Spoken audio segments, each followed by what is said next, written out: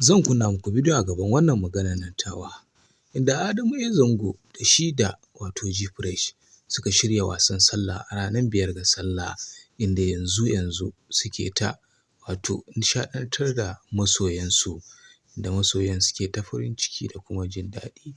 Mene ne ra'ayinku a game da sallah show da suka je suna yi? Ku faɗa mana ra'ayoyinku, sannan ku danna mana subscribing da alamar ƙararrawa.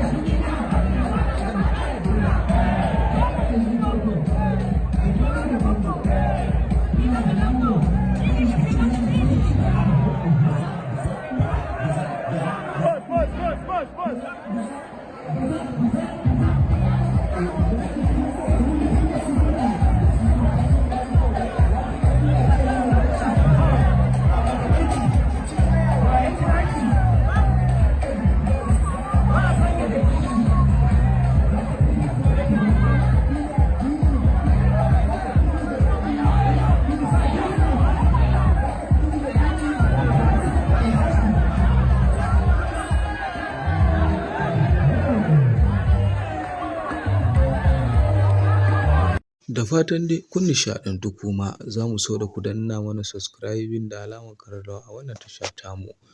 Shin kuna ganin wato Adamu A Zango zai ba da gudunmawa wajen nishaɗantar da masoyansa ko kuma yaya? Har da G-Fresh Al-Amin, sarkin hayya-hayya wanda ake ta cece-kuce a kansa, dai ake ta batu da zantuttuka a kansa. Ku faɗa mana ra'ayoyinku, sannan ku danna mana subscribe.